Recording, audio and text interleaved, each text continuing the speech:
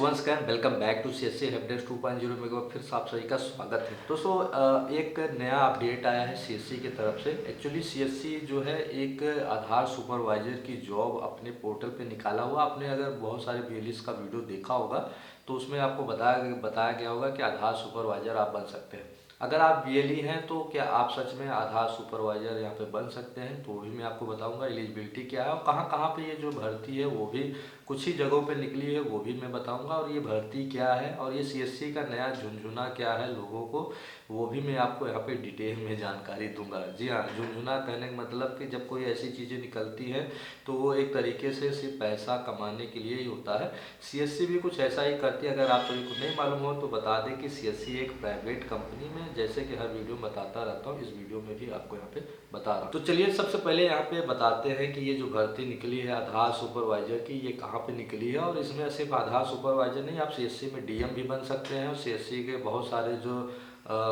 Programme हैं जो इनके, वो भी आप जो यहाँ पे उसमें भी भर्ती ले सकते हैं। तो वो सारी चीज़ें एक वेबसाइट पे निकली हुई है।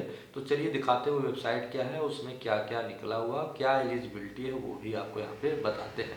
और एक चीज़ और, कुछ लोग ये सोच रहे हैं कि ये अप्लाई करके यहाँ पे सुपरवाइजर बन के यहाँ पे आधार सेंटर खोल लेंगे, तो ऐसा कुछ नहीं है, ये आपके लिए नहीं है। वो भी मैं आपको लास्ट में बताऊंगा। तो चलिए सबसे पहले आपको वेबसाइट दिखा देते हैं, उसमें क्या दिया हुआ वो भी आपको यहाँ पे बता देते हैं। बस यहाँ पे ये देख सकते हैं, ये सीएससी की वेबसाइट है और ये वेबसाइट का पोर्टल भी आपको लिंक डिस्क्रिप्शन मिल जाएगा।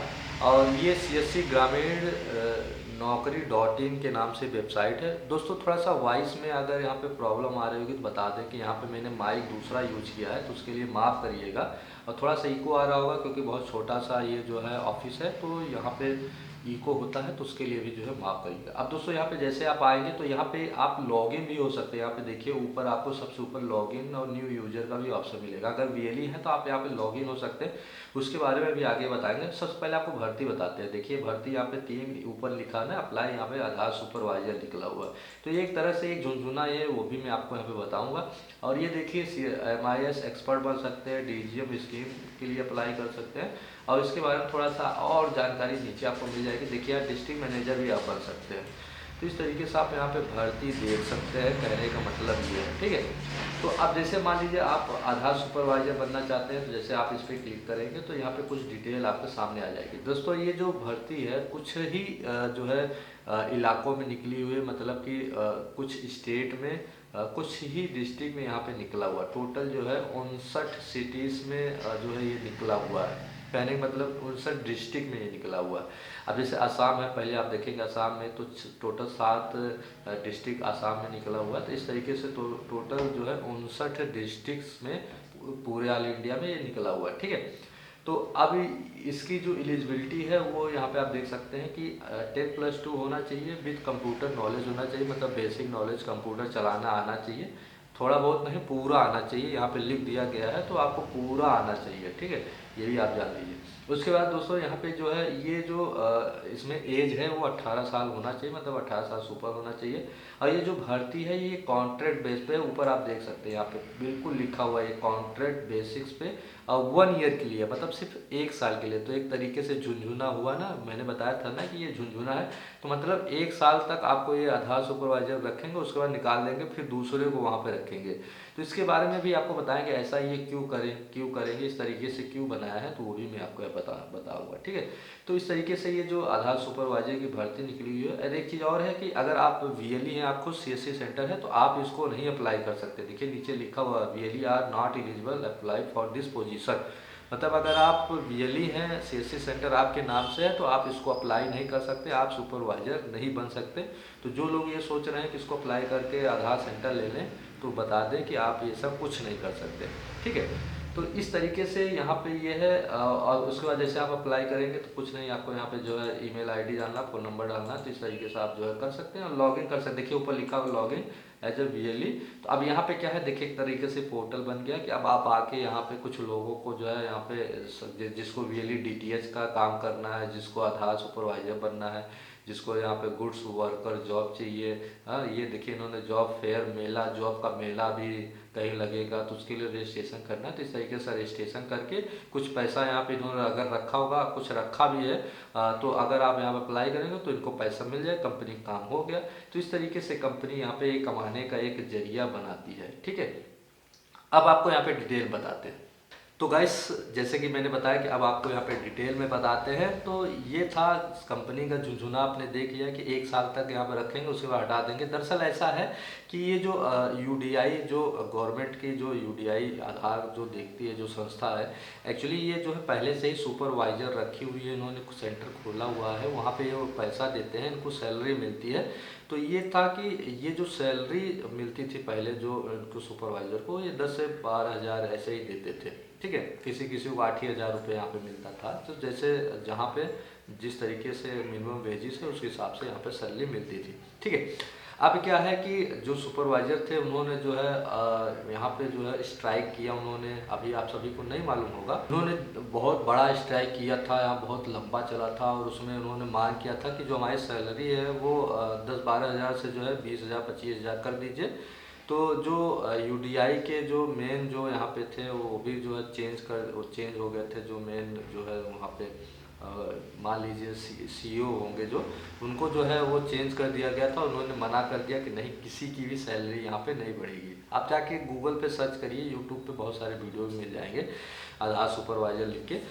तो वहाँ पे क्या हुआ कि वो स्ट्राइक कर दिए तो बंद हो गया। तो अभी स्ट्राइक तो बंद हो गया इस समय, और वो हुआ नहीं शायद। और उसके बाद फिर क्या है कि अब सीएससी को ये काम दे दिया कि आप सीएससी को जाके आप खोलिए सेंटर, और यहाँ पे आप जो है सुपरवाइजर रखिए। अब ये सैलरी, अब सीएससी क्या करेगी, इन इलाकों में जहाँ जहाँ पे सेंटर नहीं है वहाँ पे अपना एक सेंटर खोलेगी और सिस्टम विस्टम रख देगी सारा कुछ, और उस पर जो है अब काम करेगी। अब जो भी आधार का अपडेट होता है तो उसका एक कमीशन मिलता है। अगर आप सीएससी बीएलई हैं तो आपको जो है यहाँ पे कमीशन उसमें मिलता है। जिन्होंने खोला होगा उनको मालूम होगा, उसमें कमीशन मिलेगा। तो अब सीएससी को कमीशन मिलेगा जितने भी सेंटर खुलेंगे। उसके बाद जो सैलरी होगी वो आधार की कंपनी, आधार ही देगी, कंपनी का आधार गवर्नमेंट है, गवर्नमेंट ही देगी उनको सैलरी। तो सैलरी भी मिलेगा तो वो सैलरी उठा के उनको दे देंगे, बाकी सेंटर के जितना कमीशन है वो सीएससी कंपनी अपने अंडर रखेगी। मैं शुरू से ही बोलता हूँ कि सीएससी एक प्राइवेट कंपनी है। अगर आप अभी तक सोच रहे हैं गवर्नमेंट का है तो ऐसा कुछ नहीं है। ठीक है, तो इस तरीके से ये काम करेंगे। अब ये इन्होंने इसलिए 1 साल का इसको रखा हुआ है कि ताकि आप जो है ऐसा कुछ कर ना पाए। 1 साल ही रखेंगे फिर हटा देंगे। अगर ज़्यादा दिन तक कोई कंपनी में काम करने लगता है तो क्या होता है, कंपनी के लिए जो है वो खतरे की तरह वो हो जाते हैं, क्योंकि उनको सारी चीज़ें पता चल जाती हैं। फिर वो क्या करते हैं, स्ट्राइक करते हैं, तो उससे क्या है इफेक्ट पड़ता है। तो इसीलिए जो है 1 साल का ही वो कॉन्ट्रैक्ट रखें, 1 साल रख के फिर जो है हटा देंगे, फिर दूसरे को रखें फिर हटा देंगे। इस तरीके से इनका काम भी चलता रहेगा, और जो पैसा कमाए कंपनी पैसा भी कमाएगी, और आपको एक झुंझुना के तरीके से रख के फिर हटा देगा। आप सोचिए 1 साल आप सुपरवाइजर के काम करके, या आप नहीं करेंगे, आपके घर में कोई होगा, अगर आप सीएससी बीएलई हैं, आपके घर में कोई सोच रहे हैं कि दूसरे भाई बहन जो भी है उनको लगा देंगे, तो ऐसा है कि फिर वो उनके लिए एक झुंझुना ही होगा ना कि 1 साल के बाद फिर क्या करेंगे।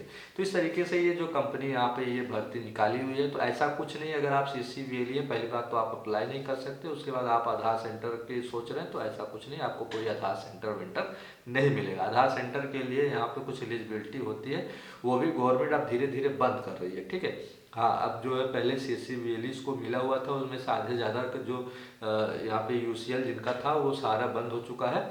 कुछ ही लोगों का चालू है। अब जो है आधार का मेन काम जो मेन बैंक होते हैं, पोस्ट ऑफिस होते हैं, उनको दे दिया गया है, वहाँ पे होता है। और कुछ ही बिजलीस के आधार सेंटर यहाँ पे चल रहे हैं। अब इसकी एलिजिबिलिटी क्या है कि इस पे आपको जो है आधार सुपरवाइजर का एक सर्टिफिकेट भी होना चाहिए, तभी आप जो है यहाँ पे अप्लाई कर सकते हैं। उसके बाद बैंक बीसी भी आपके पास होना चाहिए, तब आप सीएससी की तरफ से इसको ले सकते हैं। अब ऐसा नहीं, जरूरी नहीं आप आधार सेंटर सीएससी से लीजिए, बहुत सारी कंपनी है जो यहाँ पे आधार सेंटर प्रोवाइड करती है। तो इस तरीके से आप अलग अलग कंपनी के साथ भी यहाँ पे आधार सेंटर ले सकते हैं। मगर सीएससी से लेने का क्या एलिजिबिलिटी है कि बैंक बीसी होना चाहिए, सुपरवाइजर सर्टिफिकेट होना चाहिए, और फिर उसके बाद आप जो है डीएम संपर्क होना चाहिए, तभी आप यहाँ पे ले सकते हैं। तो इस तरीके से कुछ क्राइटेरिया वो पूरा करना होता है। तो गाइस यहाँ पे कैसा लगा ये वीडियो, उम्मीद है कि ये वीडियो आपको कुछ इन्फॉर्मेटिव लगा होगा, मैंने कुछ रियलिटी बताया होगा, सही सही बताया है। अगर थोड़ा सा भी आपको लगता है कि मैंने सच बताया, हकीकत बताया, अच्छा है, तो प्लीज़ वीडियो को लाइक ज़रूर करें और ज़्यादा से ज़्यादा शेयर करें, ताकि सभी लोगों को पता चल सके कि इस तरीके से यहाँ पे कंपनियाँ करती हैं। और लोग अगर शेयर नहीं करते हैं तो लोगों को पता भी नहीं चलता कि यहाँ पे इस तरीके से जो 1 साल का कॉन्ट्रैक्ट बेस पे आधार का काम करने के लिए भर्ती भी निकलती है। तभी तो पता चलेगा जब आप शेयर करोगे। तो इस वीडियो को ज़्यादा से ज़्यादा शेयर करें कि ये जो झुनझुना वाला स्कीम है वो लोगों को पता चल सके। तो दोस्तों ये था छोटा सा वीडियो, उम्मीद है कि वीडियो पसंद आया होगा। अब आपके मन में कोई डाउट, कोई सवाल, कोई क्वेश्चन है तो कमेंट में ज़रूर बताइएगा। और इसी तरह इन्फॉर्मेटिव वीडियो देखने के लिए चैनल को सब्सक्राइब जरूर कर लीजिए, अगर सब्सक्राइब अभी तक आपने नहीं किया। बगल में सब्सक्राइब बटन है, उसको प्रेस करके ऑल का ऑप्शन जरूर सेलेक्ट करिएगा। मुझसे बात करना है इंस्टाग्राम पे, तो इंस्टाग्राम पे जाकर फॉलो कर रितेश सन 34, वहाँ पे मैं भी मिल जाऊँगा। मैसेज करिए, कोई दिक्कत है, ठीक है। तो फिर मिलते हैं नेक्स्ट वीडियो में, तब तक के लिए टेक केयर, बाय बाय।